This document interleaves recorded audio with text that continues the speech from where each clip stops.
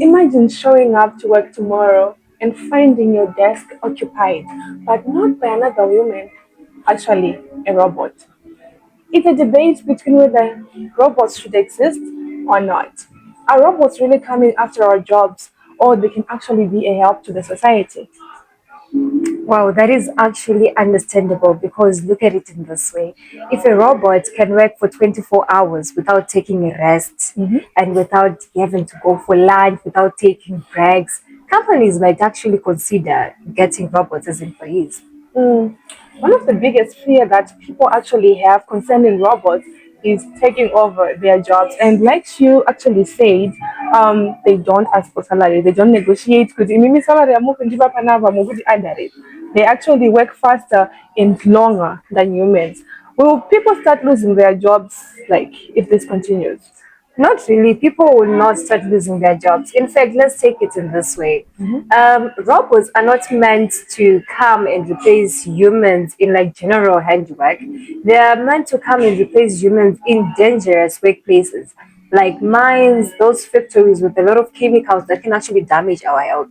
So if a robot is replacing a human in that sector, that means they're actually saving a lot of lives. You get the sense? Okay, that brings us to the next question. It's about reliability. What happens if the robot malfunctions during a process? Say maybe you're in a chemical factory and maybe the robot glitches or something like that. Could that actually create more risks than they are right now? Well, I would say, yes. In fact, let me agree with you first. Yes, there would be a problem if a robot malfunctions while it's doing something right.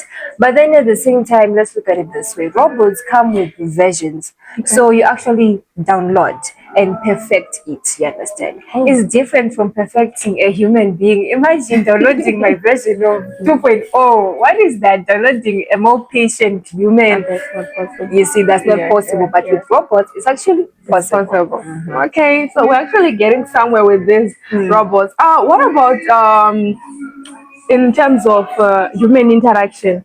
The thing that robots could actually replace human interaction in places like hospitals or elderly care, or would technology actually make society feel less human? Can put it like that. Not really.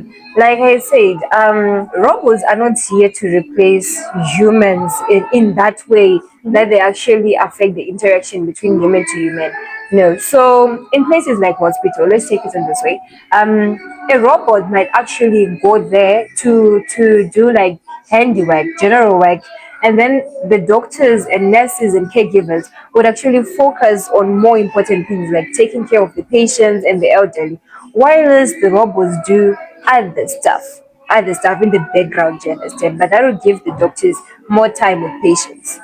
Okay, so let me get this. Let me make it simpler. You're saying that robots are actually best at doing repetitive tasks that are required in the background. Exactly, exactly. All right, now it brings me to another major concern that is sci-fi, like science fiction. You know, like in those movies where they actually like the robot is out of control and is taking over the world and doing all that. Like, is it really real? Do you think the Hollywood is just messing with our heads?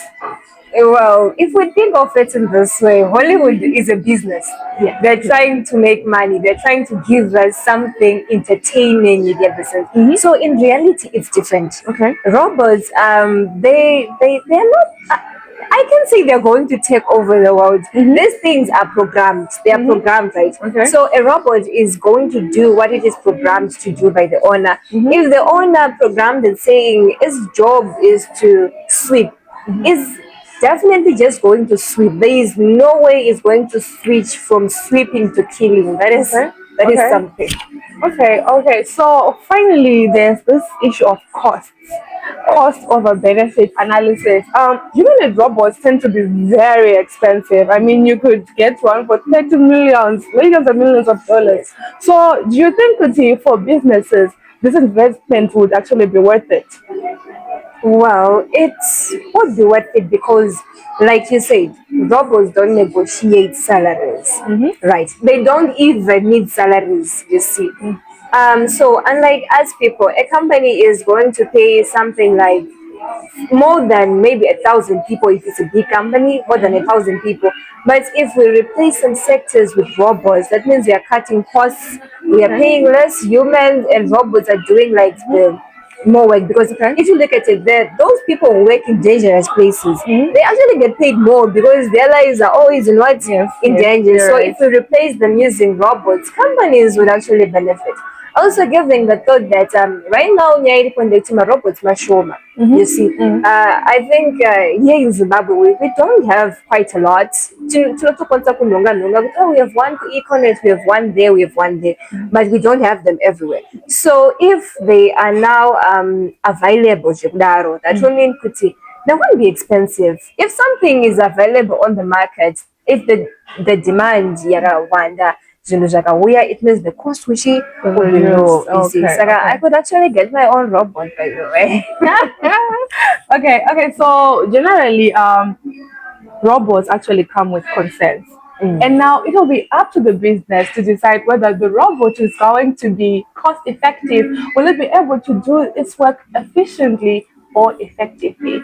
On that note, we're closing this podcast on humanoid robots. See you next time. I'm Faye. And I'm Chieta.